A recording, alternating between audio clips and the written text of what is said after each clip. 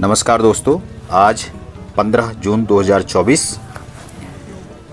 बाबा नीम करौरी के कैंची धाम में, जो कि नैनीताल जनपद में उत्तराखंड देवभूमि में स्थित है, यहाँ पर आज बाबा का जो उनका आश्रम है उसका वार्षिक स्थापना दिवस काफ़ी हर्षोल्लास के साथ मनाया जा रहा है।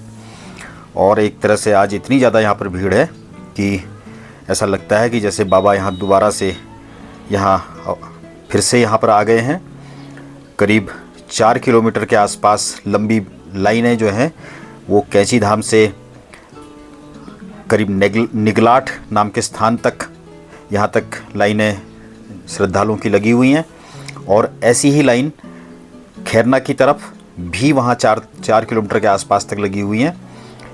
इस अवसर पर हम आपको कुछ जो कैंची धाम है उसके बारे में और बाबा नीम करौरी के बारे में कुछ जानकारियां हम आपको देना चाहते हैं, क्योंकि बहुत सारे लोग यहां आते हैं श्रद्धालु, लेकिन बहुत अधिक उनको जानकारियां इसके बारे में नहीं होती हैं। तो इसलिए आपको बता दें कि सर्वप्रथम बाबा नीम करौरी 1942 में इस स्थान पर आए थे और सबसे पहले वो यहाँ पर पूर्णानंद तिवारी नाम के व्यक्ति से मिले थे। एक रात का समय था, खुफिया डांठ नाम का एक निर्जन स्थान था, वहाँ पर ये कंबल ओढ़े हुए व्यक्ति बैठे थे। पूर्णानंद तिवारी जी ने जब उन्हें देखा तो कोई भूत या कोई इस तरह का डरावना कुछ समझ लिया था। तो जब बात हुई तो बाबा नीम करौरी ने उनसे कहा कि मैं 20 वर्ष बाद यहाँ लौट करके आऊँगा। तो 20 वर्ष के बाद ठीक 1962 में रानीखेत से लौटते हुए वो वापस कैंची नाम के स्थान पर आए। कैंची इस स्थान को इसलिए कहते हैं कि यहाँ पर जो सड़क है वो इसमें दोहरे हेयरपिन बैंड तरह से हैं और वो कैंची जैसा आकार उसका नज़र आता है, शायद इस कारण से इस स्थान का नाम कैंची हो। तो इस स्थान पर बाबा आए और 1962 में उन्होंने यहाँ पर मंदिर की आश्रम की स्थापना की। कहते हैं कि मंदिर के लिए आश्रम की स्थापना में तत्कालीन वन मंत्री, जो कि बाद में देश के प्रधानमंत्री भी बने, चौधरी चरण सिंह, उन्होंने ये भूमि वन मंत्री के रूप में बाबा को उपलब्ध कराई थी। इसके बाद ये यहाँ से आश्रम में मंदिरों की स्थापना का सिलसिला शुरू हुआ। 1964 के बाद से यहाँ लगातार 15 जून को ये वार्षिक समारोह यहाँ आयोजित होना शुरू हुआ, जो कि लगातार हो रहा है, यानी इस बार इसको 60 वर्ष हो चुके हैं।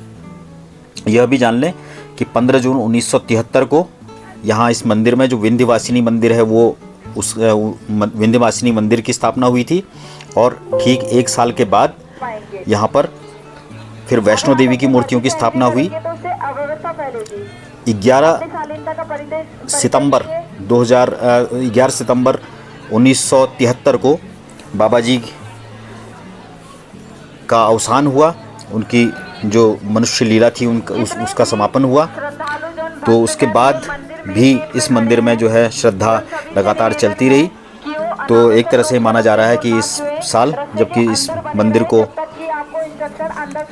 करीब 62 साल हो गए हैं, तो 1962 और 62, तो इसके बाद एक बार दोबारा से इस पूरे क्षेत्र का एक नई यहाँ पर ऊर्जा नज़र आ रही है।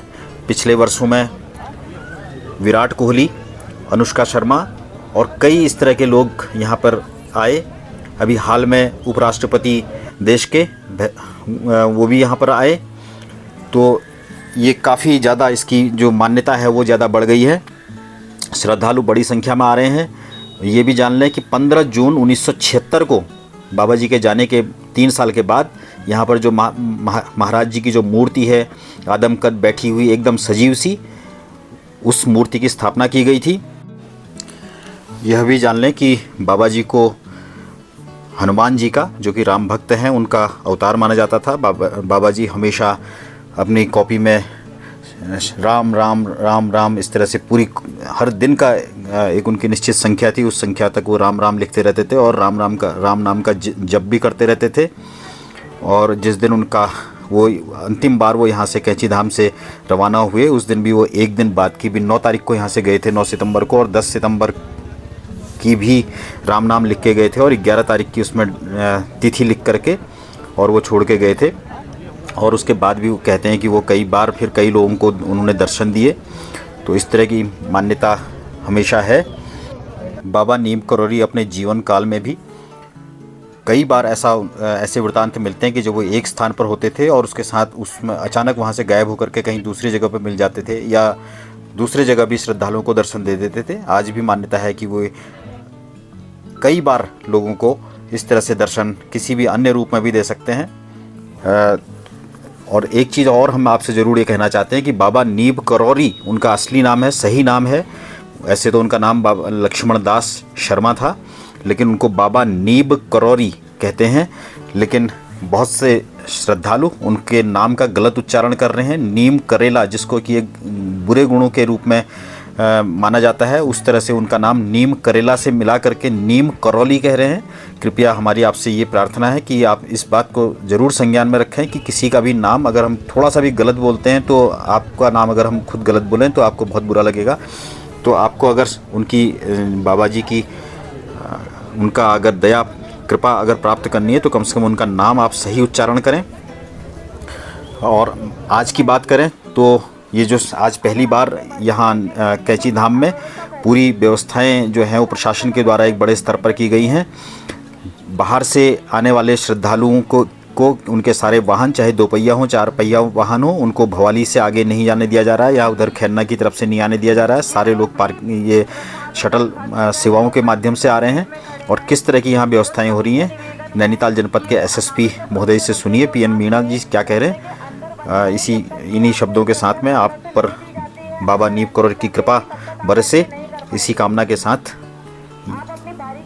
देखिए, सबसे पहले तो मैं बाबा के जितने भक्त हैं उनको मैं अपनी तरफ से बधाई देना चाहता हूं कि आज जितने भी भक्त आए हैं और जिस भी तरीके की व्यवस्थाएं जिला प्रशासन के द्वारा, पुलिस के द्वारा या मंदिर समिति के द्वारा की गई है, भक्तों ने उस व्यवस्था में बहुत सहयोग किया है और बहुत अच्छे तरीके से, शांतिपूर्ण तरीके से और बहुत ही खुशहाल तरीके से मेला चल रहा है।